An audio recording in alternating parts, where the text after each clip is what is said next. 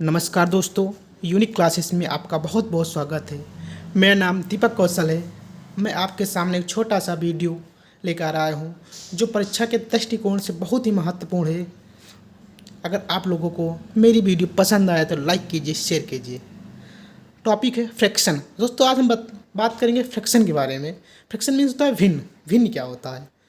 तो मैंने लिखा है फ्रैक्शन। फ्रैक्शन मीन्स होता है भिन्न, ऐसी संख्या जिसे P/Q अर्थात जिसका Q हर जीरो ना हो, इस रूप में लिखा जाता है, उसे भिन्न कहते हैं।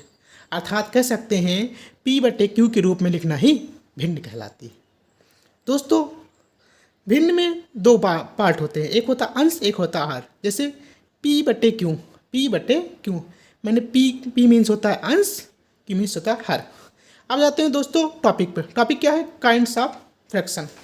फ्रैक्शन कितने होते हैं? जैसे उचित भिन्न, एक होता है उचित भिन्न। उचित भिन्न में होता है क्या? जिस भिन्न में अंश कम हो, जिस भिन्न में अंश कम हो,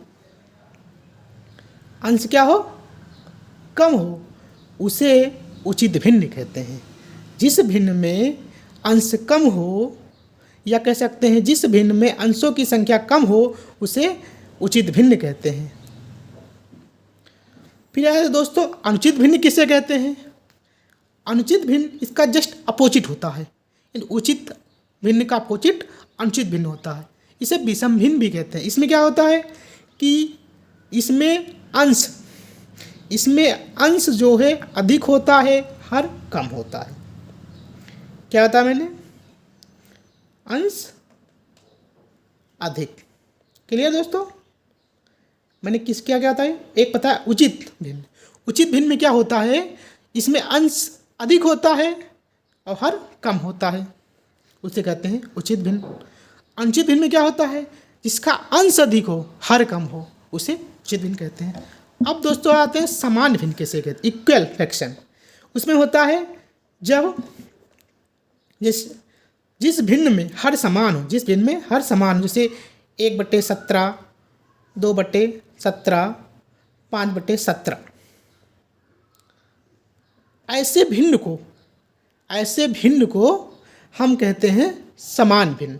ऐसे भिन्न को कहते हैं समान भिन्न। मतलब जिस भिन्न का हर समान हो, उसे समान भिन्न कहते हैं। दोस्तों यहाँ एक बात ये भी याद रखना कि जब समान भिन्न में हर अगर समान हो तो संख्या वह बड़ी होती है जिसका अंश की घात सबसे अधिक होती है। दूसरा फिर आ जाते हैं असमान भिन्न।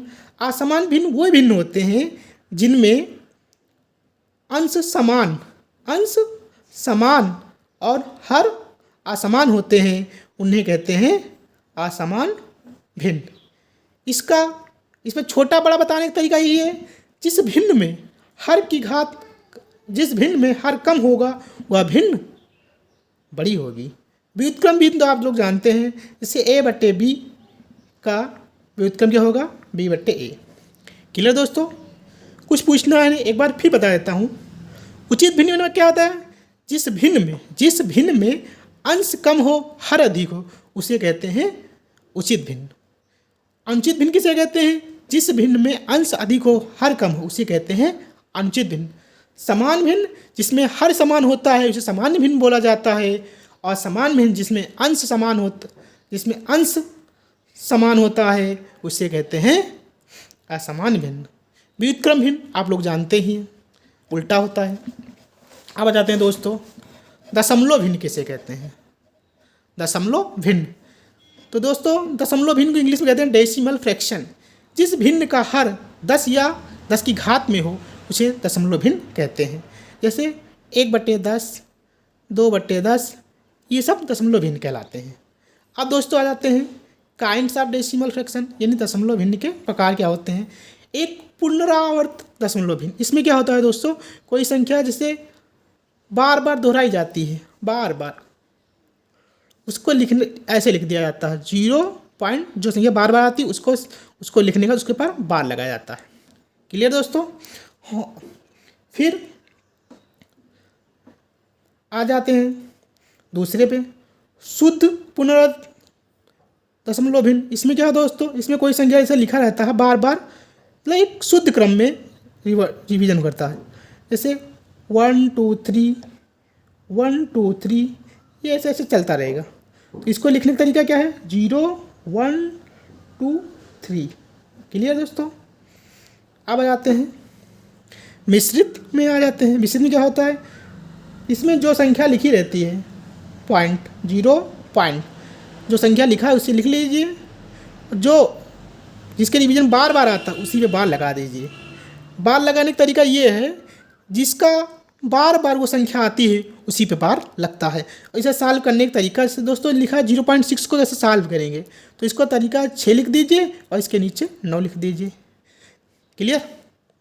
आ जाते हैं दोस्तों कि जब दो भिन्न दिया हो, जैसे दो भिन्न दिया हो उसमें कौन बड़ा है कौन छोटा है, ये बताने के सबसे फंटास्टिक ट्रिक लेके आया हूँ। जैसे लिखा है A/B और C/D में कौन बड़ा है कौन छोटा है, तो इसे कोई प्रॉब्लम नहीं, इसे ऐसे कैंची उड़ा कर लीजिए। जैसे AD और BC, आपका जो बड़ा हो वो लिख लीजिए। जैसे 2/3 और 4/5 में कौन बड़ा है, तो ऐसे नहीं बता सकते, सिर्फ कैंची उड़ा कर लीजिए। 5 दून 10 और 4 3 12, तो बड़ा ये है, इसलिए हमारा भिन्न कौन बड़ा होगा? 4/5 बड़ा है।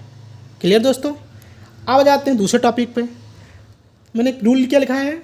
जब समान हर वाली कई भिन्न दिया हो, जब समान हर वाली कई भिन्न दिया हो उसमें सबसे बड़ा भिन्न वो होती है जिसकी अंश की घात अधिक होती है। जैसे ये बहुत सारे भिन्न दिए हैं, 1/17, 2/17, 5/17, बहुत सारे दिए हैं दोस्तों। इसमें देख रहे हैं आप हर समान है, और जिस भिन्न का हर समान है मैंने वो बताया है जिसकी अंश की घात सबसे अधिक होगी, जिसकी अंश की घात सबसे अधिक होगी वह संख्या बड़ी होगी, और जिसकी अंश की घात कम होगी वह छोटी होगी। क्लियर दोस्तों? आ जाते हैं दूसरा टॉपिक पे, इसका अपोजिट। जब समान अंश वाली भिन्न दिया, मतलब जिसमें अंश समान हो, तो उसमें संख्या वह बड़ी होती है जिसका हर